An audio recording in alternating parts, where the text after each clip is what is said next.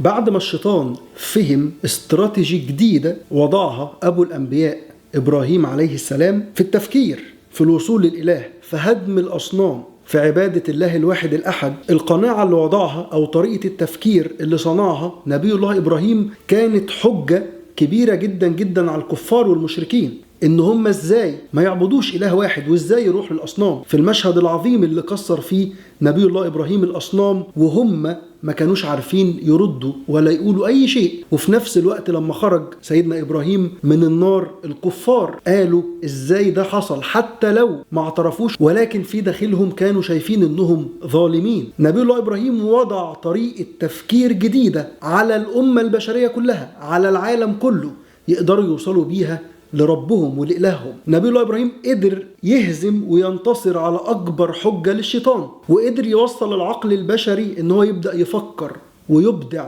ويتفكر في خلق السماوات والأرض، وينظر للسماء وينظر للبحار وينظر لكل شيء ويشوف عظمة ربنا فيه. هل الشيطان يسكت؟ أبدا. هل الشيطان ما يطورش من نفسه؟ عدوك دائم التطوير، عدوك عمره ما هيستسلم.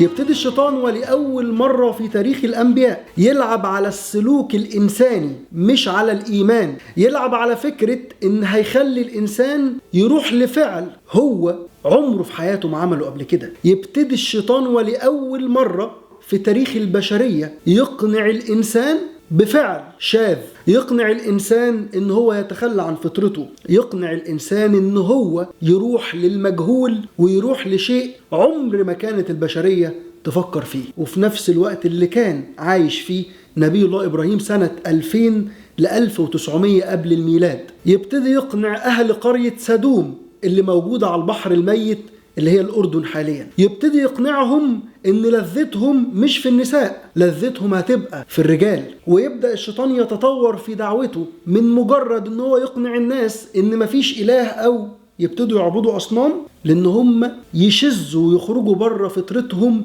ويتخذوا الرجال شهوة من دون النساء. وربك يوصف الفعل ده بأنه شيء عمره ما حصل قبل كده، وربك يوصف المشهد ده ويقول لهم على لسان نبي الله لوط: أتأتون الفاحشة ما سبقكم بها من أحد من العالمين. مفيش مخلوق على وجه الأرض من أي مخلوقات ربنا في أي عالم من العوالم، سواء عالم الحيوانات أو عالم الجان أو عالم الملائكة أو عالم الإنس أو عالم الجن، ده معنى العالمين. فيش أي عالم على الأرض شهد الفعل أو عمل الفعل اللي كان بيعمله قوم لوط.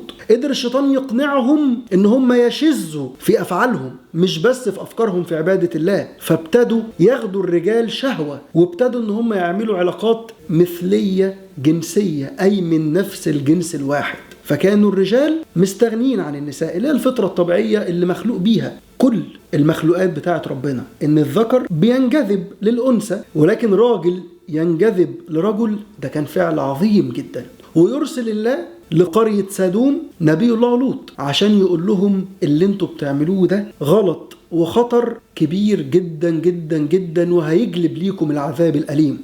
ولوطا إذ قال لقومه أتأتون الفاحشة ما سبقكم بها من أحد من العالمين إنكم لتأتون الرجال شهوة من دون النساء بل أنتم قوم مسرفون. ده في إسراف. إسراف يعني المبالغة في فعل المحرمات. تبتدي البشرية تعرف أول نوع من أنواع الفواحش وهو المثلية الجنسية، حتى قبل ما يعرفوا الزنا وقبل ما يعرفوا العلاقات المحرمة ما بين الذكر والأنثى. ويبتدي الأول مرة نبي يجي عشان يمنع سلوك وعشان يحذر من سلوك ومن فعل بشري مش مجرد عقيدة أو إيمان. ونفس الرد، نفس رد قوم نوح ونفس رد قوم هود وقوم عاد، الاستهزاء والسخرية. وقالوا لئن لم تنتهي يا لوط لتكونن من المخرجين، يعني هنخرجك وهنطردك بره القرية، فاقعد ساكت اسمع لكش صوت خالص. يقول لهم إنكم لتأتون في ناديكم المنكر. وما كان جواب قومه إلا أن قالوا أخرجوهم من قريتكم إنهم أناس يتطهرون.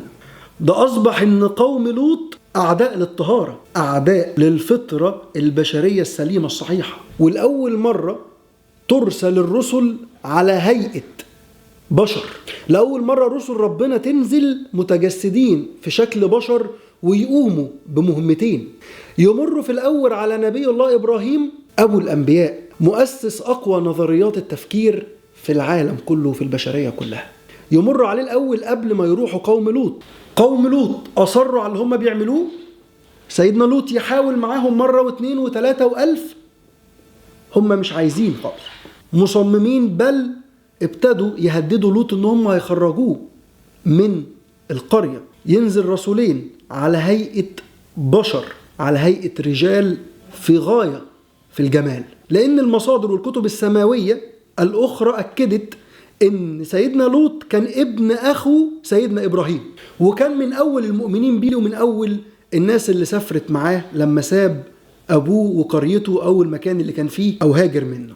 يجوا الرسل الأول يعدوا على سيدنا إبراهيم، فأول ما يخشوا سيدنا إبراهيم معروف بالكرم والخير، فما لبث أن جاء بعجل حنيذ، يعني جاء على طول بأكل ليهم عشان كرم الضيافة. نبي الله إبراهيم من أكرم الناس على وجه الأرض.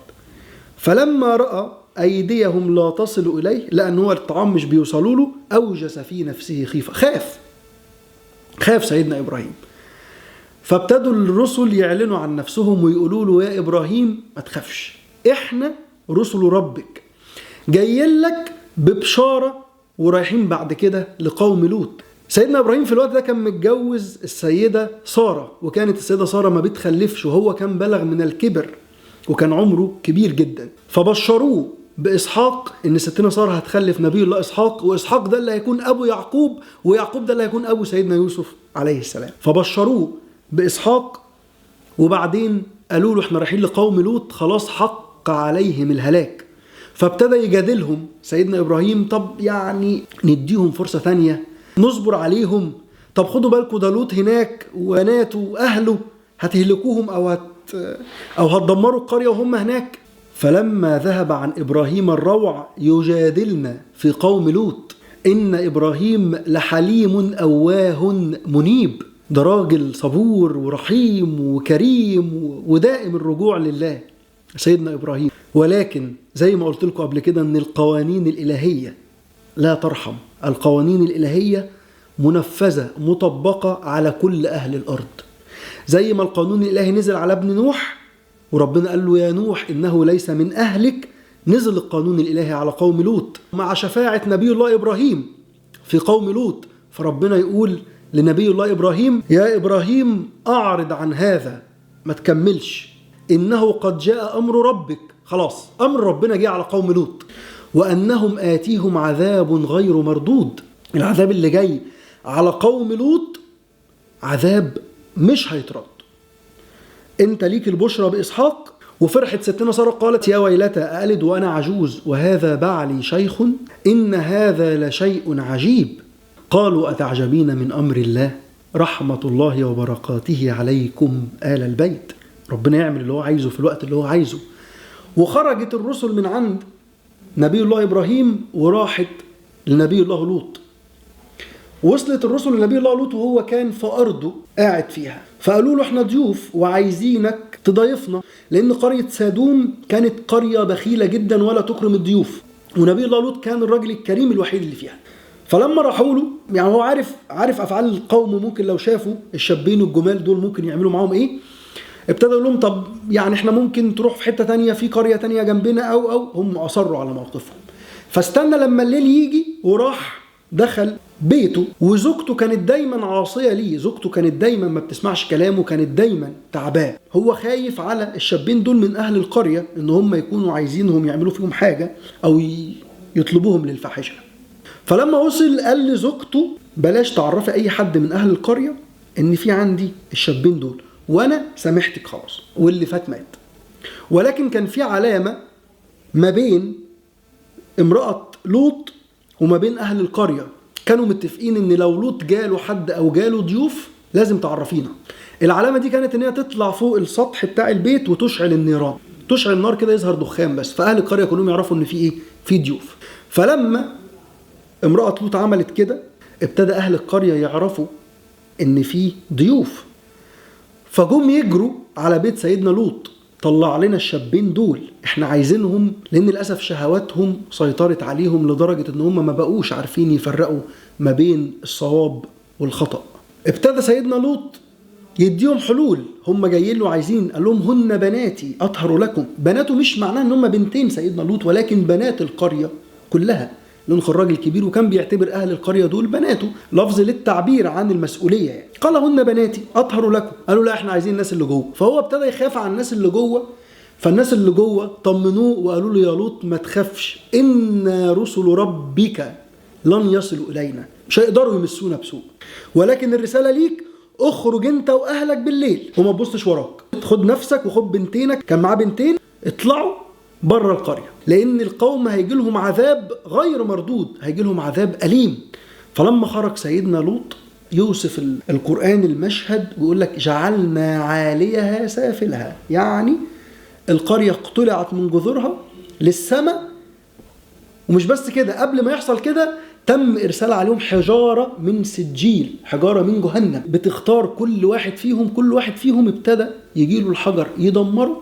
ومش بس كده، القرية يتقلب عليها سافلها، لدرجة ان في 2015 سنة 2015 علماء الآثار يتوصلوا لأثر قوم لوط وما يقدروش غير يقولوا حاجة واحدة بس، ان القرية دي أهلكت بالكامل وتوقفت عن العمل بالكامل في نفس الوقت، في نفس اللحظة.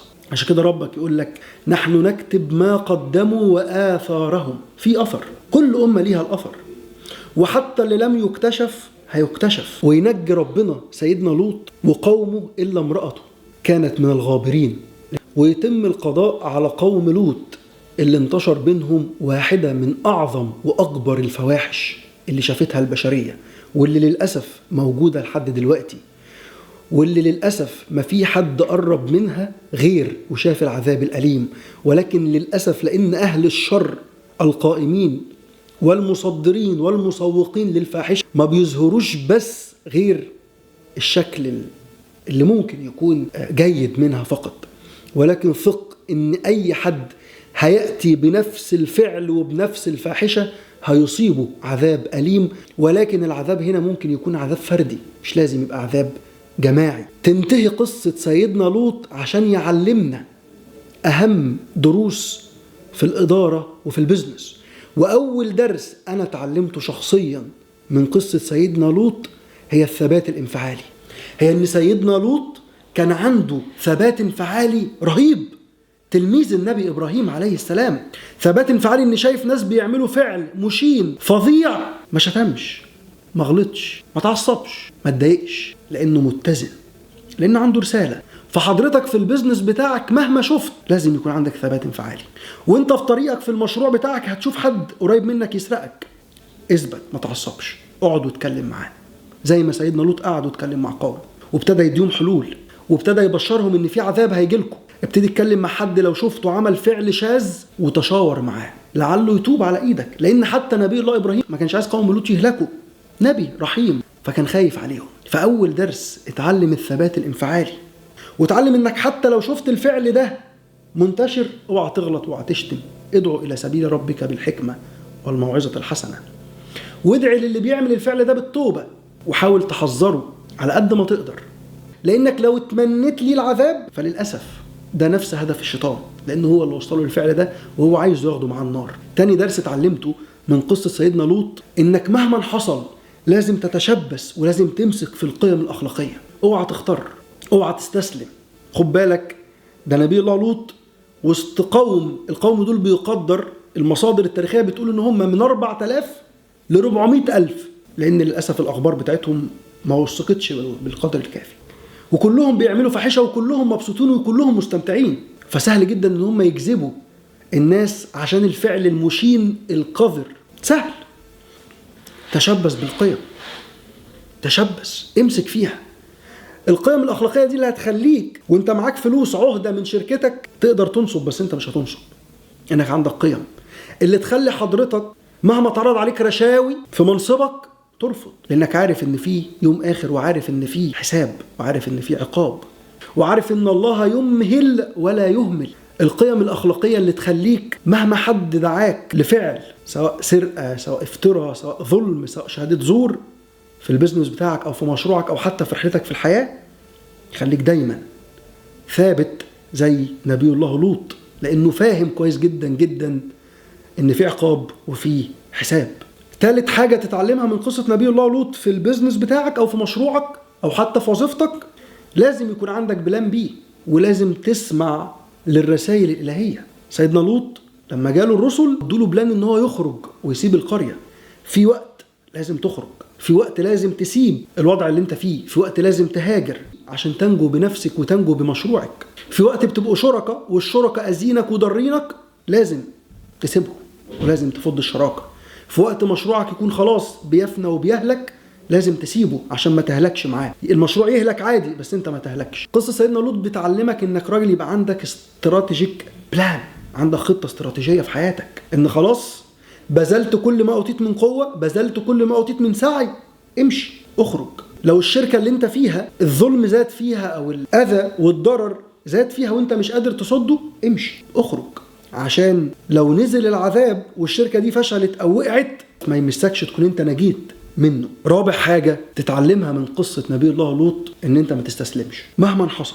ابذل كل ما أوتيت من قوة وسعي في مشروعك، زي ما سيدنا لوط بذل كل ما أوتي من قوة وسعي ودعاء في رسالته. سيدنا لوط قعد يدعي في قوم لدرجة انه قال لهم بناتي وهعمل لكم وخدوا بالكم في عذاب وفي هم أصروا. حتى في الوقت اللي كان عنده رسل الله جوه عنده هو ما خرجش وهرب، ما قالهمش تعالوا نخرج من باب الخلف او نهرب، كان بيواجه وكان مطمئن ان في إله حق عمره ما هيسيبه. فمهما كانت الظروف المحيطة بيك أرجوك قاتل لحد آخر نفس واوعى تستسلم، وثق إنك طول ما أنت بتعمل اللي عليك صح ربنا مش هيسيبك. زي ما سيدنا لوط اتبعت له رسول واتشاف ساعتها، لأن في الوقت ده كانت الرسل عادي جدا بيمشوا وسط الناس والناس بتبقى عارفة إن هم رسل، لأن زي ما قلنا إن البشرية بتتطور وهنشوف التطور ده على مدار الحلقات الجاية. أنت لازم تكون فاهم كويس جدا جدا إن ربنا عمره ما هيسيبك طول ما أنت بتعمل اللي عليك صح، فاوعى تستسلم مهما حصل. والرسل دول موجودين في حياتنا. الرسول دلوقتي ممكن تكون فكرة تجيلك في بالك تقول لك روح مكان تاني او روح بلد تانية او سيب الشركة دي وروح شركة تانية او سيب الوظيفة دي وروح وظيفة تانية. الافكار اللي بتجيلك وانت ماشي على الصراط المستقيم صح وانت ماشي في طريق الله صح اوعى تهملها، لان سيدنا لوط لو كان اهمل رسالة الرسل